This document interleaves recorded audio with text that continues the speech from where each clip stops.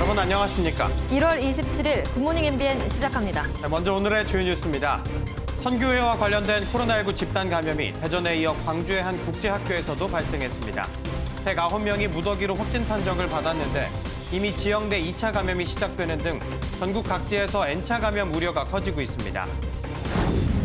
어제 오후 9시까지 신규 확진자가 491명으로 집계되면서 오늘 발표될 신규 확진자는 500명을 넘을 것으로 보입니다. 방역당국은 이번 주 금요일에 거리두기 단계를 조정할 예정인데 밤 10시까지 영업 연장은 허용되지 않을 것으로 보입니다. 문재인 대통령과 시진핑 중국 국가주석이 정상통화를 하고 최근 한반도 정세에 대해 심도 있는 의견을 나눴습니다. 시 주석은 남북은 물론 북미 대화를 지지한다며 북한은 대화의 문을 닫지 않은 것으로 본다고 밝혔습니다. 국제통화기금 IMF가 한국의 올해 경제 성장률을 지난해 10월 발표치보다 0.2%포인트 상향한 3.1%로 전망했습니다. IMF는 세계 경제 성장률 전망치도 5.5%로 높였는데 코로나 백신과 치료제 보급 확대로 2분기에 경기 회복 모멘텀이 강화될 것이라고 전망했습니다. 오늘은 전국이 대체로 맑은 가운데 아침 기온이 영하권으로 내려가 쌀쌀하겠고 일부 지역에서는 짙은 안개가 끼는 곳이 있겠습니다. 내일 낮부터는 찬바람이 불기 시작해 모레 금요일엔 서울의 아침 기온이 영하 12도까지 떨어져 반짝 한파가 찾아오겠습니다. IM 선교회발 감염이 일파만파 확산하는 모습입니다. 이번에는 광주의 TCS 국제학교에서 합숙 생활을 하던 학생과 교직원 109명이 코로나19에 무더기로 감염됐습니다. 지역 확산도 시작됐는데 처음으로 세 자릿수 확진자가 나온 광주시는 초비상이 걸렸습니다. 김도영 기자입니다. 광주 광산구의 TCS 국제학교입니다. IM 선교회가 주관하는 이곳에서 학생과 교직원, 교인 등 135명의 검체 채취를 진행한 결과 109명이 코로나19 확진 판정을 받았습니다. 광주에서 확진자가 발생한 이후 세 자릿수 확진은 이번이 처음입니다. 선교사 양성을 위해 운영하는 비인가 교육시설이고 전국 각지에서 온 학생과 교직원 122명이 합숙 교육을 확진자 대부분은 6세부터 10대 미성년 학생들로 1년에서 4년 정도 이 학교에서 공부한 것으로 전해졌습니다. 여기 아이들 공부방인 줄 알았어요. 여기 아이들이 좀 많이 있습니다. 9시 그 무렵에도 있고 오후 무렵에도 여기 아이들 꽤 많아요. 확진 판정을 받은 학생 절반 이상은 타 지역 거주자로 방역 당국은 확진자를 실거주지 인근 생활치료센터로 이송할 계획입니다. 2차 감염도 시작됐습니다. 광주 동구의 한 어린이집 원장을 시작으로 교사 5명, 원아 4명이 추가로 감염된 겁니다. 원장은 광주 TCS 에이스 국제학교 건물에 함께 있던 교회 교인으로 확인됐습니다. IM 선교회가 전국 각지의 지부를 운영하는 만큼 대규모 집단 감염의 불안감이 커지고 있습니다. MBN 뉴스 김도형입니다. 네, 그런가 하면 대전의 IM 국제학교에 있다가 강원도 홍천으로 숙소를 옮긴 교사와 학생 등 39명도 확진 판정을 받았습니다. 이들이 카페와 빨래방을 돌아다닌 사실이 확인되면서 이 지역사회가 불안에 떨고 있습니다. 강세현 기자가 취재했습니다. 방역복을 입은 확진자들이 줄지어 나옵니다. 차례로 버스에 오르고 생활치료센터로 이동합니다.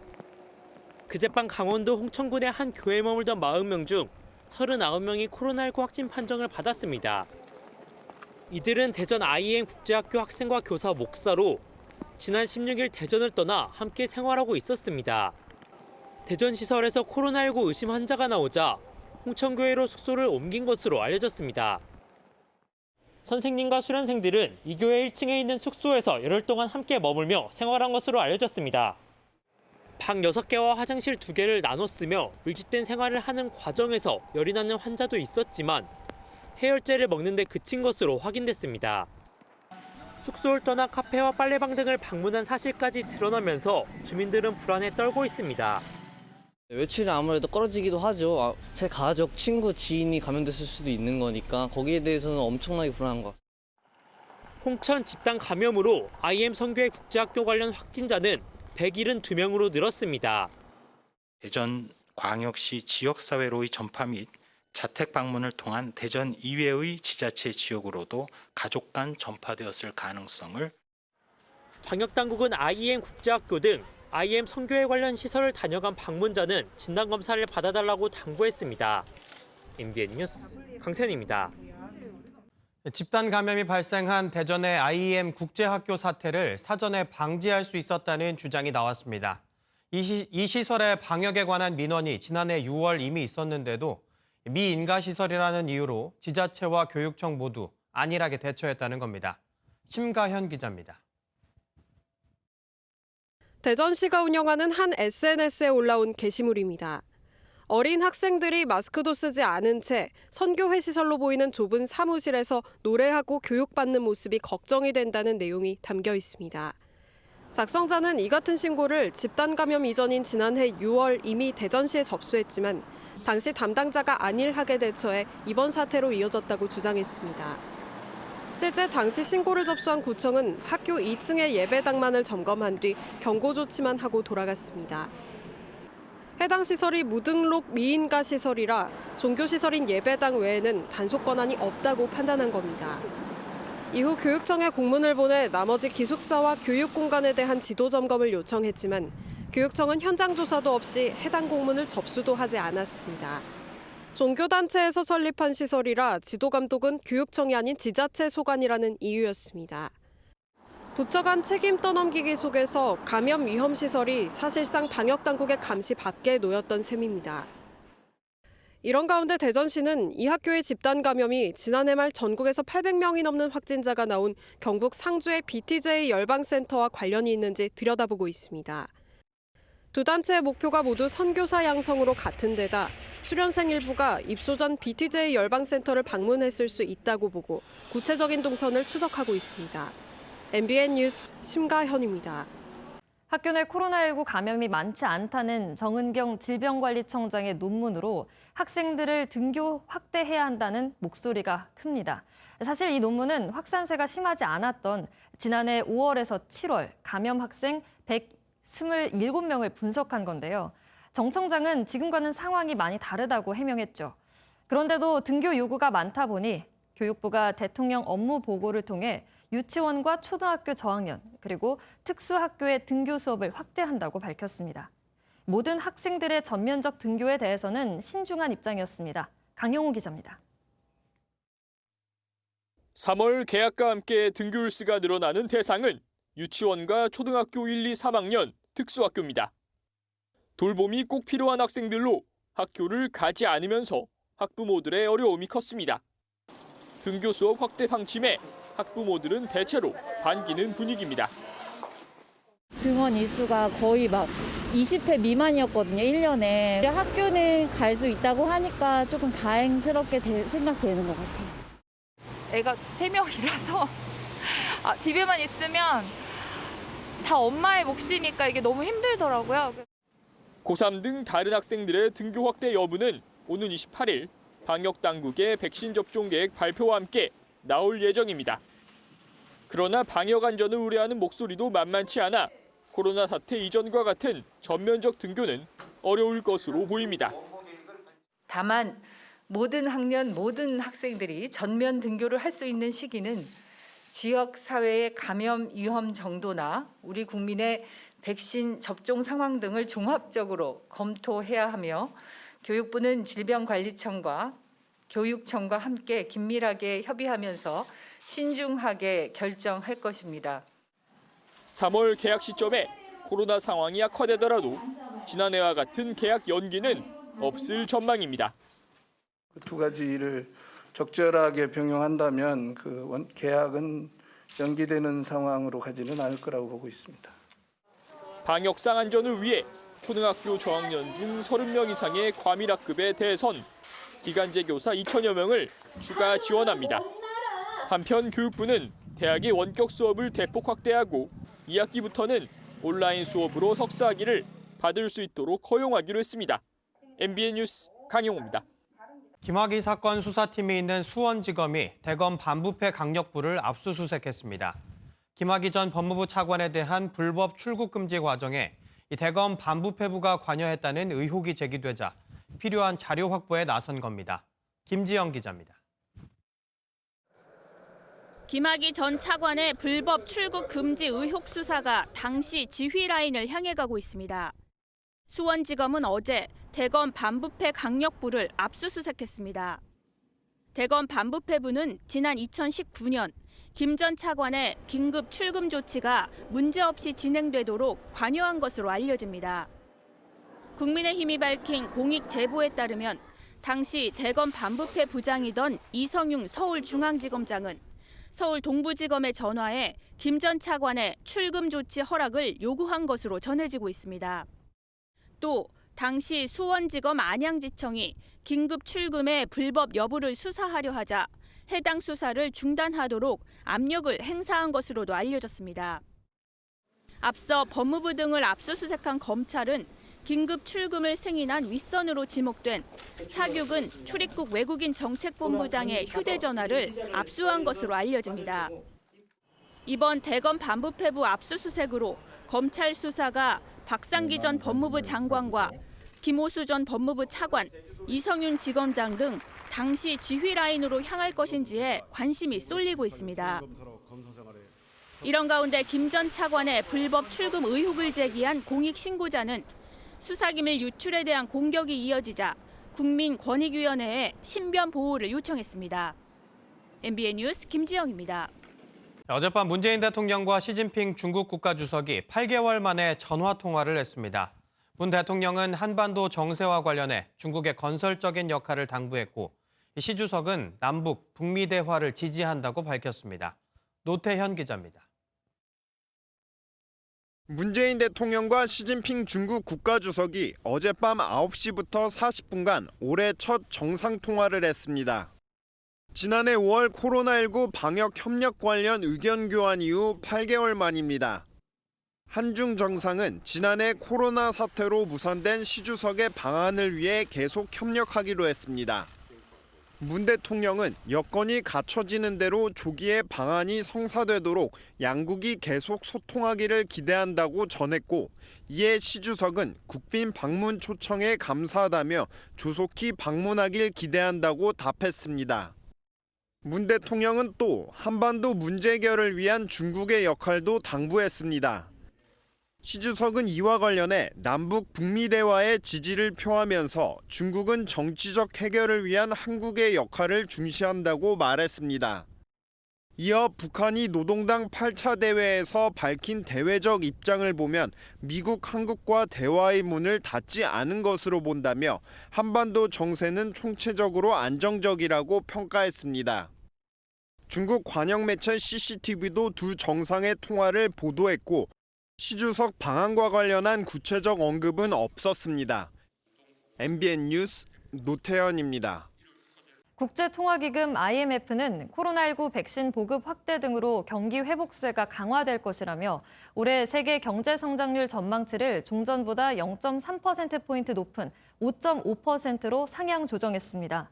IMF는 또 이번 발표에서 올해 한국의 경제 성장률을 3.1%로 제시해 앞선 전망대보다 0.2%포인트 상향 조정했습니다. IMF는 2020년과 2021년을 합산한 한국 경제 성장률이 미국과 일본 등을 제치고 11개 선진국 가운데 가장 높을 것이라고 전망했습니다. 자영업 손실보상제 이슈 등으로 수세에 몰린 홍남기 경제부총리 달래기에 나선 걸까요? 문재인 대통령이 어제 SNS에 홍 부총리가 올린 한국 경제 성장률 분석 글을 공유하며 격려의 메시지를 보냈습니다. 정세균 국무총리는 총리 부총리 협의회를 갖고 원팀을 강조했습니다. 조경진 기자입니다. 국무회의를 30분 앞두고 열린 올해 첫 총리 부총리 협의회. 손실보상 제도화 논란을 의식한 듯 정세균 국무총리와 홍남기 부총리 사이엔 초반 어색한 기류가 역력합니다. 정 총리는 손실보상 제도화 방안은 재정이 감당할 수 있는 범위 안에서 검토하되 어려움을 겪는 현장 의견을 세심히 살펴달라고 주문했고, 홍 부총리는 법제화 필요성에 대해서는 인정하고 있었고 검토를 지시해 놓은 상태라고 답변했습니다. 정 총리는 특히 우리가 생각이 다르지 않다고 강조하며 내각이 원팀이 돼야 한다고 당부했습니다. 이번 총리 부총리 협의회는 문재인 대통령이 손실보상 제도화를 공개 지시한 지 하루 만에 마련됐습니다. 정부의 방역 조치에 따라 영업이 금지되거나 제한되는 소상공인 자영업자에 대해 재정이 감당할 수 있는 일정 범위에서 손실보상을 제도화하는 방안도. 한편 문 대통령은 본인의 SNS에 홍 부총리가 올린 지난해 한국 경제 성장률 분석글을 공유했습니다. 일각에서 대통령의 지시가 중기부를 향하며 기재부 패싱이란 논란이 일자 이를 의식해 공개적인 격려의 뜻을 표한 것이란 해석이 나옵니다. MBN 뉴스 조경진입니다. 코스닥 지수 1000포인트를 넘은 상황을 개인 투자자들은 천스닥이라고 부르는데요. 어제 일시적이나마 21년 만에 1000포인트를 넘어섰습니다.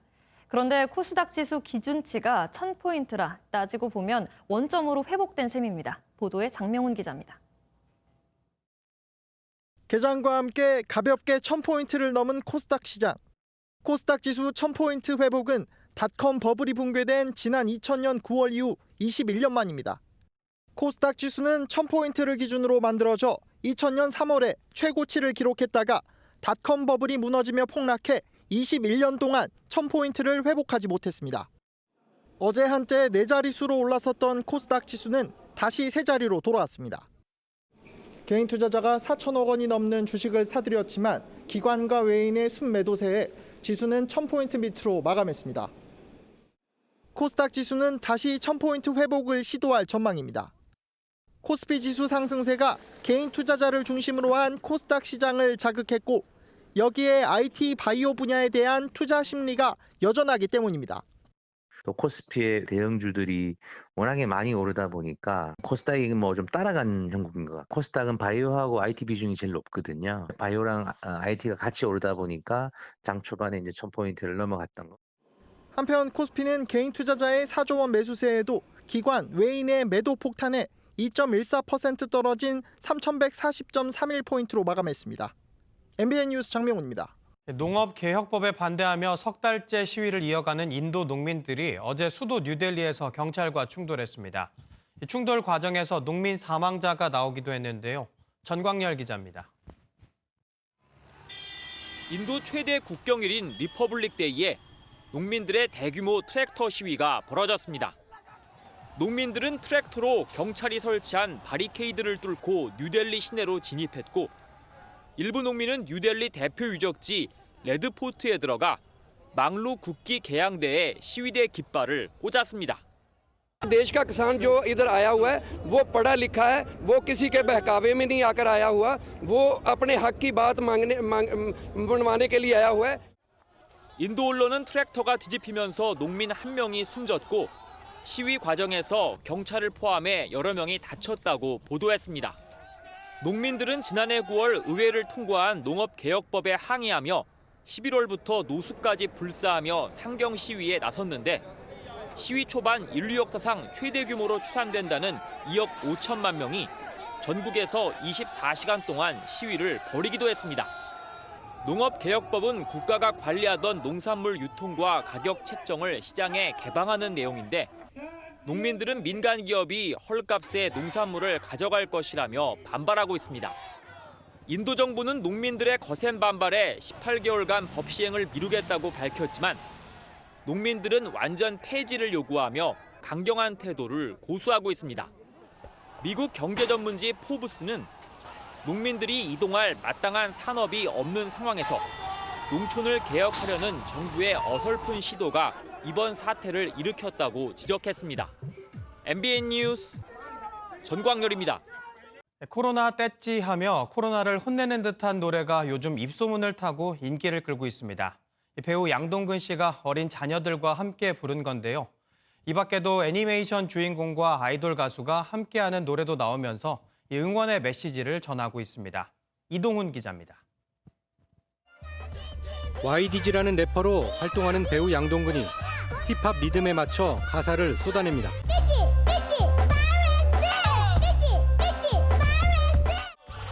코로나19 종식을 기원하는 떼찌송으로 3남매 자녀와 함께 입을 맞췄습니다. 떼찌 바이러스라고 말하며 집안에서 놀던 일상이 노래의 바탕이 됐습니다. 사실 가슴이 너무 많이 아프죠. 거리에 나가보면은 이제 소상공인분들 너무 힘드셔서 그걸 한눈에 볼 수 있는 뭐 임대로 나온 공간들이 너무 많고. 3년 만에 정규 앨범을 발매한 에픽하이도 신곡 엔드 오브 더 월드에 애절한 마음을 담았습니다. 세상이 어떻게 될지 모르겠지만 열정적으로 살고 사랑하자는 메시지를 전합니다. 어린이들에게 인기 많은 애니메이션 신비 아파트의 도깨비 신비와 걸그룹 여자친구의 멤버 신비도 코로나 퇴치를 위해 입을 맞췄습니다. 둘이 부른 신비송은 우울해진 어린이에게 힘을 줍니다. 코로나19로 많이 지친 사람들에게 나 자신을 사랑하자라는 따뜻한 메시지를 담은 곡입니다. 신나는 노래들이 어려운 시간을 버티는 사람들에게 힘을 북돋우는 응원가가 되고 있습니다. MBN 뉴스 이동훈입니다. 미국 애리조나주 피닉스는 미국에서 가장 더운 지역 중 하나로 손꼽히는데요. 그런 피닉스에 눈이 내려 아주 낯선 풍경을 연출하고 있습니다. 미국 애리조나주 피닉스. 열대지방의 대표적인 식물 야자나무가 마당에 서 있는데요. 바닥에 깔린 하얀 건 다름 아닌 눈입니다. 사막에 세워진 도시인 피닉스에는 원래 눈은 물론이고 비도 잘 내리지 않는다는데요. 올겨울엔 난데없는 눈 폭풍이 불어 일부 도로까지 폐쇄되면서 주민들이 불편을 겪고 있다네요.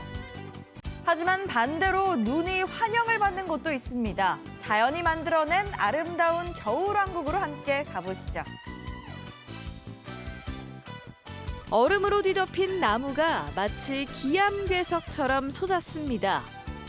관광객들은 희다못해 퍼렇게 빛나는 얼음 절벽 앞에서 사진을 찍으며 겨울을 만끽하고요. 산 위에도 온통 눈이 덮여 장관을 뽐내는데요. 눈보라가 몰아친 중국 산시성이 겨울왕국으로 변했습니다. 중국 정부는 2022년 베이징 동계올림픽을 앞두고 이 지역을 관광자원으로 개발할 거라고 하네요. 겨울왕국 하면 또 히말라야를 빼놓을 수 없고 히말라야 등산에 없어선 안 되는 사람, 바로 네팔인 셰르파죠. 그동안 해외 원정대를 돕는 역할만 하던 이들이 드디어 당당히 네팔 국기를 정상에 꽂았습니다. 네팔 산악인들이 카트만두 공항에 요란한 환영 인파를 만났습니다. 목에는 축복을 기원하는 머플러가 가득 걸려 있군요. 이들은 에베레스트 다음 최고봉인 해발 8,611m 높이 K2봉의 겨울 등정을 세계 최초로 성공했습니다. 게다가 그동안 히말라야에 오른 네팔인은 대부분 해외 원정대를 돕는 셰르파였다는 아쉬움이 있었는데요. 당당히 네팔 국기를 달고 성공한 네팔 원정대 축하합니다. 지금까지 굿모닝 월드였습니다. 수요일인 오늘도 평년보다 온화한 날씨가 예상되지만 오늘 아침은 어제보다 기온이 떨어져서 조금 춥겠습니다. 주 초반보다는 따뜻한 옷차림을 하셔야겠습니다. 이 시각 서울의 기온 영하 1.4도로 다시 영하권까지 떨어졌습니다. 그래도 낮에는 6도까지 오르면서 어제와 비슷하겠습니다. 하지만 내일은 전국에서 강한 바람과 함께 비눈 구름이 지나고 나면 오후부터는 찬 공기가 밀려오면서 금요일에는 반짝 한파가 찾아오겠습니다. 서울의 아침 기온 모레 영하 12도까지 곤두박질 치겠습니다. 이번 주 기온 변화가 큰 만큼 면역력 잃지 않도록 건강관리 잘해주셔야겠습니다. 한편 출근길에는 충북에서 초미세먼지 농도 나쁨 수준을 보이고 있습니다. 경기와 충청, 전북에서는 오전에 일시 공기가 탁할 수 있겠습니다. 보건용 마스크를 반드시 챙기셔야겠습니다. 위성 영상입니다. 지금 전국이 대체로 맑지만 강원과 영남에서는 안개가 끼어 있습니다. 교통안전에 주의해 주셔야겠고요. 앞차와의 간격도 넉넉히 두셔야겠습니다. 오늘 고기압의 영향으로 전국이 대체로 맑겠습니다. 밤부터는 차차 구름의 양이 늘어나겠습니다. 이 시각 기온 살펴보시면 어제보다 1도에서 7도가량 떨어졌는데요. 여전히 평년보다는 높은 수준입니다. 서울 영하 1.4도, 청주 1.2도, 대전 0.7도, 안동 1.2도, 대구 4도, 부산 4.8도로 시작을 하고 있습니다. 오늘 낮 기온은 서울 6도, 강릉 8도, 청주 7도, 대전과 전주 8도, 대구와 창원, 광주 10도까지 오르면서 어제만큼이나 온화하겠습니다. 내일 전국에서 내리는 비와 눈은 짧은 시간에 강하게 쏟아질 수 있겠습니다. 밤에는 대부분 그칠 것으로 보이지만 충남과 호남, 제주에서는 금요일 오전까지도 이어지겠습니다. 반짝 한파는 금요일과 토요일까지 이어진 뒤 일요일부터는 점차 풀릴 것으로 보입니다. 날씨였습니다.